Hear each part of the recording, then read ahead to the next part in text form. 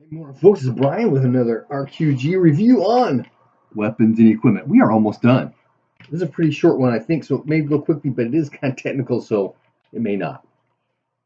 Okay, this section is training. And it says, the RuneQuest in the blue book is unmodified, just some additional expansion here. And most of it's just information on access to and ways to training. Okay, so if an ability is not taught by your cult, you must find a teacher who not only exceeds your current skill rating, but is willing to teach you. And in this situation, we're not talking about it's a mentor, this dedicated mentor-student relationship. It's more like an apprenticeship. That's how I interpret this kind of thing. That's why you gotta have a relationship. That's why you sometimes have this, loyalty to teacher passion. In fact, there's some teachers that will require you to have a loyalty passion to them.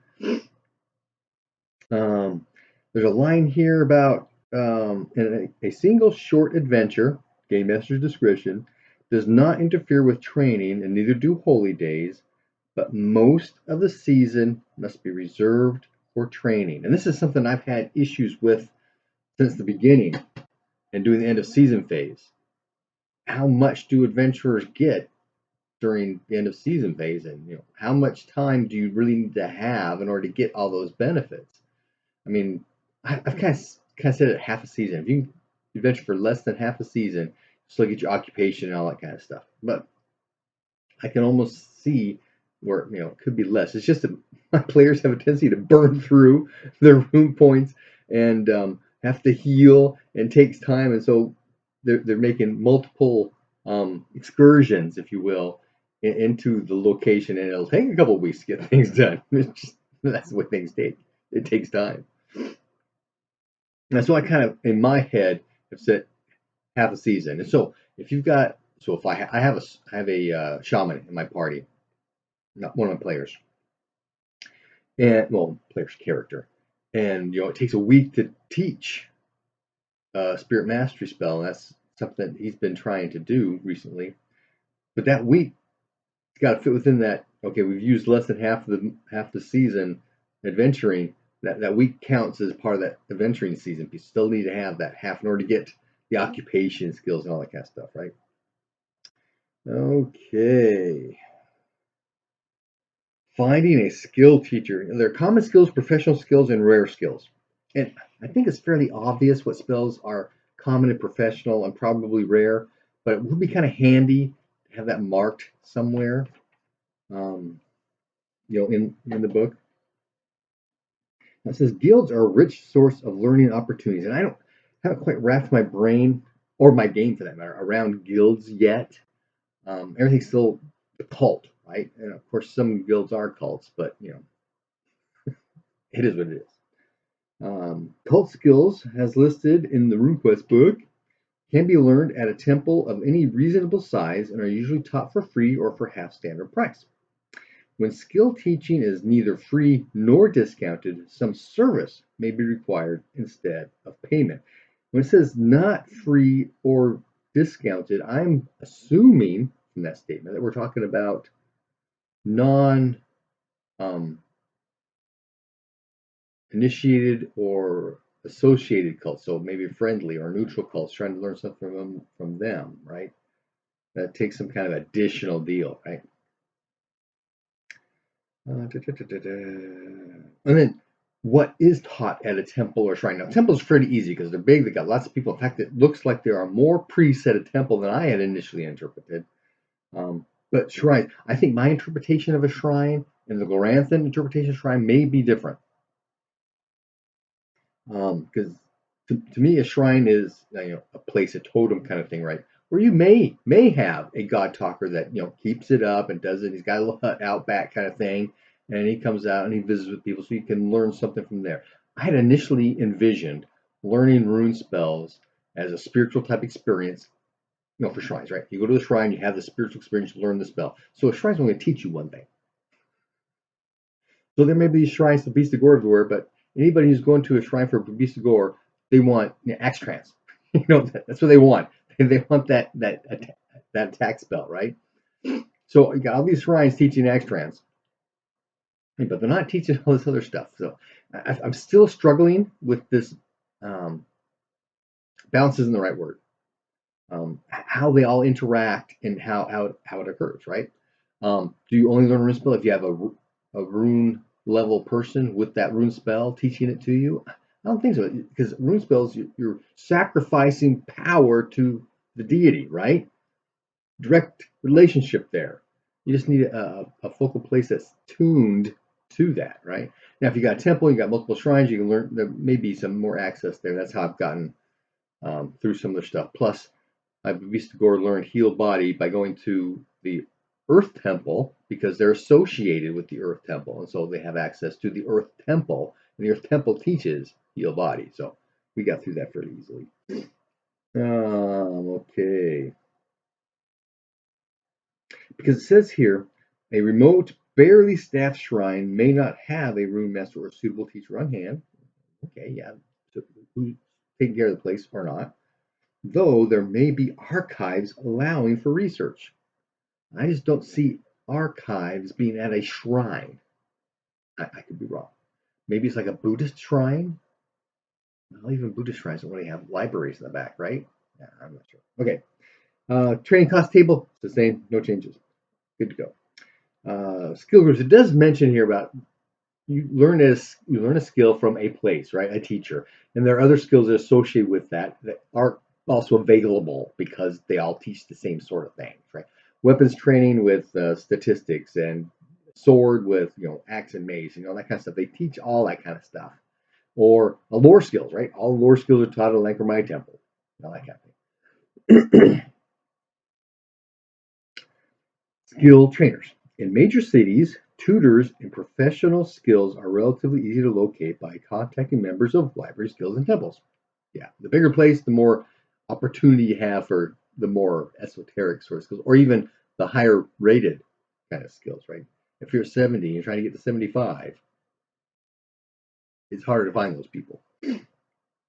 Okay, magical skills are generally taught by senior members of the adventurers cult, shamans, sages like Ramai, or rarely sorcerers. Tuition is complex, expensive, and often requires a student to prove themselves with a series of tests or challenges before they start. If you're going to your cult is going to want you to be the best cult representative that you can be. I don't see that being an issue. Now, going outside, yeah. Are we going to teach you? Who are you? What do you want to do here? What can you do? That kind of thing. So there's that thing there. Um, but if it's your cult, they're going to teach you. Okay. It is not possible to learn one skill and teach another in the same season because it takes the same amount of time, right? So all that time. And two students cannot, well, they use the word practice, right? The same skill together in hope of improving. Such efforts are admirable, but it's simply practice. So you can't teach each other. Good to go. But it is practice, though, right? And practice is research, and research can increase skills. Okay, characteristic improvements. No real changes here. There's some information. Martial-oriented temples teach all kinds of weapons. They also teach strength, con, and dex. Good to go. Charisma. Go to an appropriate temple. I would say any temple is any. I guess would be martial. Any martial temple is appropriate for charisma because charisma is required to be a rune lord, and so they're going to teach you that personality kind of stuff, right? They do call out often Illyria here, and they talk about etiquette and grooming, and my perception of charisma is much more than that. I would say any temple is going to be able to teach you charisma, teach you to increase your charisma, because they want leaders, right? They're going to have leadership schools, that kind of thing. Okay, power. The method of training power is slightly different. An appropriate temple can train power to its members to those from associated cults. Here's that relationship thing again, right? Your temple and associated cults.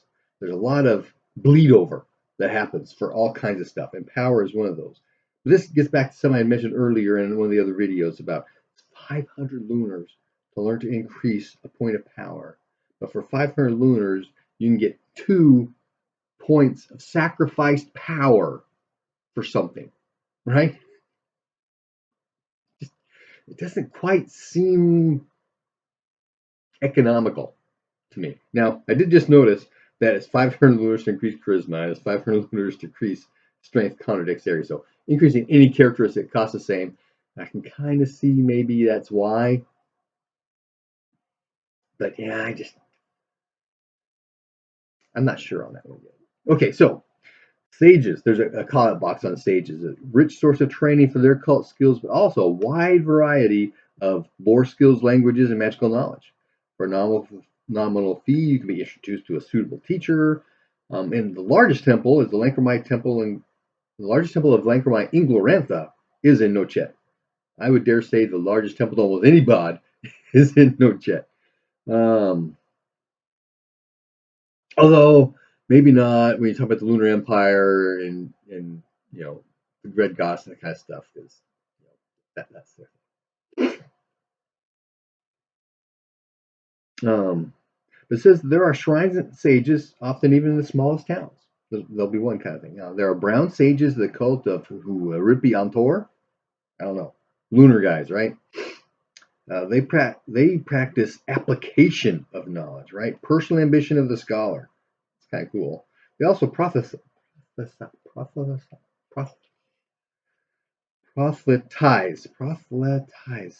doesn't sound right anymore, but prophetize for the Red Goddess and Seven Mothers. Okay. As part of cult services, sages, so we're talking about Lancromai guys, may be directed to travel, seek out new opportunities to learn, teach members of other cults and cultures. When times are hard, they may be required to teach the children of this village how to read in order to eat and have a place to stay. Sages in more cosmopolitan areas, though, seek out the powerful and the wealthy in order to bestow their teaching upon them. Powerful kings and queens have courts of sages all vying for their position, right? Increasing in characteristics through research. Same, nothing changing here. Although it does mention here that changing one's diet significantly, working your constitution, right? Maybe even strength, or improving one's wardrobe substantially, charisma, may incur an expense above and beyond your standard of living. That's good. Good point. Okay, spirit magic training. Spirit magic spells can be learned from rune cults, shamans, and certain powerful spirits. And like I said, I've got shaman who has been working on learning spells from spirits and teaching spells to other players primarily, but anybody in town kind of thing. And in my Glorantha, the higher the number in a variable spell, the stronger the spirit required to that the spirits to know that high level. Heal 6 takes a much more powerful spirit. A much more powerful spirit knows heal 6 than say a heal 1 or 2, right? I've got it all mapped out on my thing with things. So in my game, you can reasonably get up to a variable spell of up to 9. But you're talking about super powerful spirits with lots of power and lots of charisma that do lots of spirit damage. And the normal way to do is you bully it out of the spirit, right? You go to spirit combat, break it down to 0 magic points, you learn the spell. Actually, a little piece over here about that. But are there ways where you can contact a spirit, make a deal that, hey, if you're willing to teach me this spell, which I know you know, because I know you know, is there some kind of service that I can give to you so that you'd be willing to teach me that spell? We don't have to do spirit combat. I think that's very interesting. I think that's applicable. I need to work on that myself. Okay, so any rune master can teach a spirit magic spell they know to any member of their cult, generally accepting half ballistic cost. Oh, so at half cost. Okay. And how they do that, I don't know. Are they summoning the spirit, bringing down 0 magic points, and just giving to the learner instead? I don't know. But rune masters teach spirit magic. The student and tutor then enter a weeks-long ritual of seclusion during which nothing else can be done except for eating, sleeping, and meditation. Again, that week-long spirit magic stuff is pretty standard. Shamans may learn a spirit magic spell once per day by entering the spirit world to speak with the relevant spirit. Again, that spirit combat thing going on, though, right? It says here, though, that spirits generally demand payment in the form of worship, the building of shrines, or other significant service in the middle world. Now, I see this specifically for the more powerful spirits, and that makes some sense. And I didn't notice that earlier when I was going over this. And then, of course, goes spirit combat can be used to force spirits to teach spells rather than, but you do risk making powerful spiritual enemies doing that. Interesting. Which means this powerful spells, because that's something that some of the players have been talking about.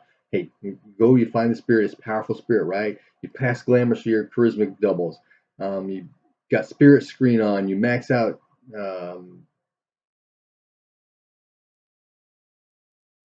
Well, the spells you use to defend yourself against attack and to increase your power to attack, and see if all that doesn't. I mean, 3 points of spirit magic or spirit armor drops their attack by 3 points every single time. You know, that's a handy thing to have, right?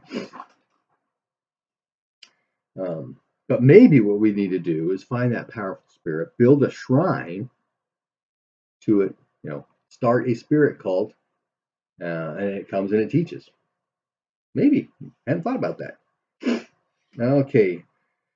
Yeah. Atiris spell exchange. Okay, the Lunar Empire, there's a Atiris cult there. They've got a rune spell for exchange. Got it.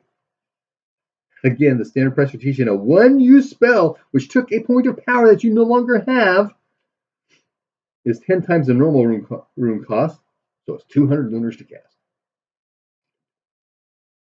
This 2 should be closer to that 5. That's what I'm getting at. That 2 should be closer to the 5. In fact, in my opinion, that 2 should be more like 1,000, but that's me. Or maybe the 5 needs to come down. Economics. How many players have got 500 lunars just laying around to do this with? Which ties me to something else of using service. Or even ransom, right? Instead of paying your ransom, you want to teach something that costs that much. Yeah, that'll work. Okay, rune magic training. As with cult skills, the game master should determine whether the rune spell is available at the shrine or temple, but any sizable worship place should have someone on hand who knows the spell and can teach it. So, at a temple, you've got, most, if not all, of the spells, right? And you've got shrines to other gods there, or even if it's a major temple, you've got minor temples to other gods there. So there's lots of spell capabilities, which led me from that comment earlier about I think there are more priests at temples than I envisioned previously. Because you've got the cult, plus you have associated cults, right? And it says right here, adventurers may also learn spells from associated cults. We're talking about rune spells. You can learn associated cult rune spells the same way. Major temples feature altars to associated cults, precluding the need to find a temple to that cult, which has access to that particular spell. And this kind of ties in this whole Arrestra thing with learn and body, heal body for the Beast of Glory. Isseries also has the spell trading spell. They often insist in a short period of service, an offering of meat or goods or coin, but it must be profitable to the Isseries cult. Why are they doing this for you? What's in it for me? Okay, learning a new rune, right? We start off with 3. Can we learn the others? Yes, you can. Just like training an existing rune, so if you want to train your rune, which we'll get to here at the end of this paragraph, right? Process for learning a new rune is the same. It's only taught through the temples, good to go. And the temple will only teach runes associated with that deity. Got it. Temples also have shrines to associated deities which have different runes, right? So maybe there might be some wiggle room there. But it says here, the adventurer must go to the temple whose god favors that rune that they want to increase, right? And impress upon the cult leadership their desire to learn this new rune. The price is equivalent to a rare skill train. Now, actually, if it's not your temple, or an associated temple, then I see this. If it's yours or an associate, it's like we're all friends here, you know. But if it's something else that's outsiders, that's where people get really hesitant about teaching. Okay. As with any other rune, at the end of training period for the entire season, you get D6 minus 1 or 2%. Choose beforehand. A rune cannot be raised above 75% with this method, meaning training, right? Or for research for that matter, right? 75%. In order to become a rune lord, you need to have 90% in one of your runes. So unless you start the game with 90% in one of your runes, the odds of going from 75 to 90 without a skill category modifier is really, really, really hard. And that's something one of my players had noticed. Going, oh shit, I didn't bring 90. I've got to get up to 90, and that's like really, really, really hard. So when we were discussing things, um, I thought, okay, we got whole methods of doing this. We could either say, okay, it can be trained up to 100%, or maybe we use power as your skill category modifier. With them outright saying cannot be raised above 75% with this method, I'm more leaning towards let's just use your power as a skills category modifier. That's that much easier to actually get up to 90, right? This would take forever to get from 75 to a 90. Okay, sorcery training. The Cult of Lacrimae. In the RuneQuest book, Lacrimae is the only organization that's got sorcery. Beast. The bestiary does mention about Mostali and stuff like that, but we're not discussing that here. Okay.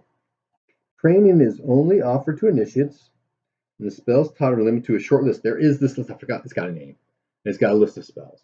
And I was thinking, part of your initiation into Lacrimae sorcery is you need to copy down each of these spells so you have your own copy of it.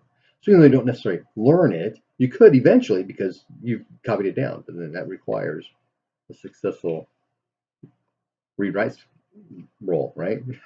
But maybe you work through it with your instructor, over your time there, so they make sure that you actually have copied it correctly. It'd be a bummer to get out in the world and realize you didn't copy that spell down right and try to learn it. You can. Okay. Now there's a sorcery spell teaching cost table here. Common, uncommon, unique. Using a sorcerer's library for a season has a cost, but it gives you a bonus. Mechanics. Okay, many cults frown on members learning sorcery because it's not divine, right? In some cases, a cult, meaning a non-Lacrimae cult, will watch carefully to see how a would-be sorcerer plans to use such magic. And again, we're talking about a few folks. They're going, that's really suspicious. It's like witchcraft kind of thing, right? Stay away from that. That's not good stuff. So if you are in another cult and you're learning sorcery, your cult is going to be watching you. The Lunar Empire maintains several schools of sorcery, generally based on manipulation of the moon, fire, sky, and darkness runes. Good to go. Nice to know. And this is something that I've been tying in because I've got one of my main players has a Lacrimae sorcerer as a character, right? So we're struggling with learning the sorcery rules, right? And practical application of them and that sort of thing. But we're just going to learn more. So I have been, throwing esoteric knowledge of sorcery type spell information in some of the treasures that we've come across, right? It talks about a lone sorcerer may be willing to teach by private arrangement. You've got Mostali outcasts, which I hadn't really thought about. Nishes of Viamort, which I actually have, and renegade Lacrimae, seeking after knowledge. Now that's my go-to for getting other and extra spells into the game. They may be willing to share their sorcery, but if you kill them, they've got their materials written down somewhere, right? They learned it from something, so they've got their runes and their stuff and things. So that's another way to learn sorcery, right? By yourself, which is not as effective, but you've got source materials. But it does talk about the penalties for sharing knowledge is often severe. So you're not supposed to share this stuff, and if people find out, up the chain of command. That's not a good thing. Okay, so you should expect the price for such training to be accordingly high and include unspecified favors. Learning a sorcery spell generally takes about a season to see mastering. You're not mastering. You are not mastering sorcery spells, especially in a season. You can learn them, but you're not going to master them, right? Learning a new rune or technique. These are sorcery runes and sorcery techniques, as described in the book, takes a season. Okay. A sorceress mentor with a proper library provides a bonus of plus 30% to the ritual of learning. That is handy. Mechanics in the system for a purpose. Libraries. Got it. But it does say here that a student must spend at least 4 weeks in study and preparation. It takes 4 weeks to learn a sorcery spell. 1 week to learn a spirit magic spell. 4 weeks to learn a sorcery spell. And that's half a season. So if you're learning a new sorcery spell with a mentor in a library, that's going to suck up all of your time. You won't get your occupation skills. That's interesting. I don't think about that. And that brings us to the end of that section. Happy gaming.